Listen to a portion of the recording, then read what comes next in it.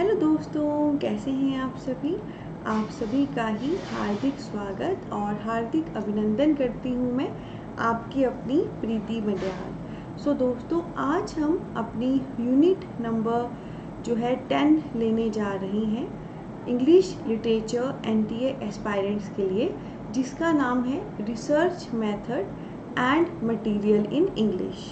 Okay, तो अभी का जो लेक्चर है ये एक प्रकार का इंट्रोडक्टरी लेक्चर रहेगा, जिसमें मैं आपको बताऊंगी कि ये यूनिट कौन सी है, इस यूनिट पे क्या क्या आता है, कितने प्रश्न यहाँ से रहते हैं, क्या स्ट्रैटेजी रहनी चाहिए इस यूनिट को करने की, एंड वेटेज।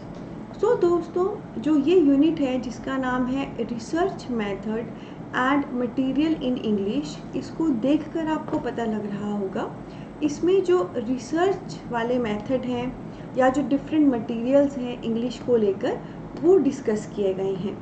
आप सब अच्छे से जानते हैं दोस्तों, कोई भी जो लिटरेचर है, कोई भी साहित्य है, बिना लैंग्वेज, बिना भाषा के नहीं हो सकता, राइट। लैंग्वेज होगी, भाषा होगी, तभी उससे संबंधित लिटरेचर यानी कि साहित्य होगा। तो यहाँ पर हम डायरेक्ट साहित्य पर या लिटरेचर पे फोकस नहीं कर रहे हैं, बल्कि यहाँ पर जो लिटरेचर का आधार है, जो उसका बेस है, फाउंडेशन, लैंग्वेज, भाषा, हम उस पर फोकस कर रहे हैं। और क्योंकि हम इंग्लिश लिटरेचर के स्टूडेंट हैं, तो हम यहाँ पर इंग्लिश भाषा पे फोकस कर रहे हैं। तो इंग्लिश भाषा को लेकर जो भी डिफरेंट रिसर्च हुई हैं, जिससे हम इंग्लिश भाषा को ज़्यादा से ज़्यादा जान सकें, एक्सप्लोर कर सकें कि इस भाषा को कैसे लिखा जाता है, इस भाषा को कैसे समझा जाता है, कहाँ कहाँ से वर्ड्स लाएंगे, क्या वोकैबुलरी हम यूज़ करेंगे, कैसे सेंटेंस बनाएंगे, वो सारा, कैसे लैंग्वेज क्रिएट होगी, वो सारा हम यहाँ पर देखेंगे। तो उससे संबंधित जो डिफरेंट रिसर्च मेथड्स हैं या जो डिफरेंट मटेरियल्स हैं इंग्लिश को लेकर, वो हम देखेंगे। तो दोस्तों, एक बात मैं यहाँ पर आपको बता देना चाहती हूँ, ये जो रिसर्च वाला टॉपिक है, ये रिसर्च एप्टीट्यूड के नाम से जो हमारा पेपर 1 है एनटीए यूजीसी नेट का, जिसे हम जर्नल पेपर, कॉमन पेपर भी कहते हैं, वहाँ पर भी मौजूद है। पर जब हम पेपर 1 में इसी रिसर्च वाले टॉपिक को करते हैं, तो कहीं ना कहीं हर जॉनर की रिसर्च हम लेते हैं, चाहे आर्ट्स का सब्जेक्ट है, चाहे साइंस का सब्जेक्ट है, चाहे कोई लैंग्वेज है, हर जॉनर में हम कैसे रिसर्च करेंगे वो हम लेते हैं। पर यहाँ पर इस वाली यूनिट नंबर 10 पे हम क्योंकि इंग्लिश लिटरेचर पे फोकस कर रहे हैं, तो स्पेसिफिकली दोस्तों यहाँ पे रिसर्च का फोकस जो है इंग्लिश लैंग्वेज को लेकर होता है।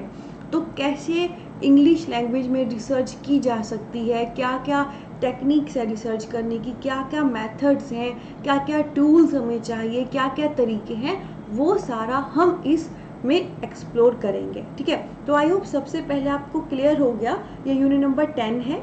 और इसके अलावा इसी नेम से यूनिट पेपर 1 में भी है, पर वहाँ पे टोटलिटी में हर पर्सपेक्टिव से हम रिसर्च देख रहे हैं, और यहाँ पर हम सिर्फ इंग्लिश लैंग्वेज को लेकर रिसर्च देख रहे हैं। वो क्यों? क्योंकि लैंग्वेज लिटरेचर की फाउंडेशन है और इंग्लिश लिटरेचर के लिए इंग्लिश लैंग्वेज फाउंडेशन है। और थर्ड नंबर पे ये हमारी यूनिट नंबर 10 है। तो एक बात अब यहाँ पे मैं आपको और बता देना चाहती हूँ कि इस यूनिट से कितने प्रश्न आप एक्सपेक्ट कर सकते हैं एग्ज़ाम में। तो 6 to 7 प्रश्न मैं कहना चाहूँगी, इतने ही मैक्सिमम इस यूनिट से हम प्रश्न एक्सपेक्ट कर सकते हैं एग्ज़ाम में। तो आप सब जानते हैं English literature NTA UGC net का जो पेपर नंबर 2 होता है, यानी कि अपने सब्जेक्ट का होता है, वो 200 मार्क्स का पेपर होता है ना। 200 मार्क्स का होता है, उसमें 100 प्रश्न रहते हैं, तो हर प्रश्न हमारा 2 मार्क्स का होता है, और 2 गुना 100 यानी कि 200। तो जैसे 100 प्रश्न इसमें हैं, 100 में से 6 to 7 प्रश्न आप एक्सपेक्ट कर सकते हैं कि वो इस यूनिट से आएंगे।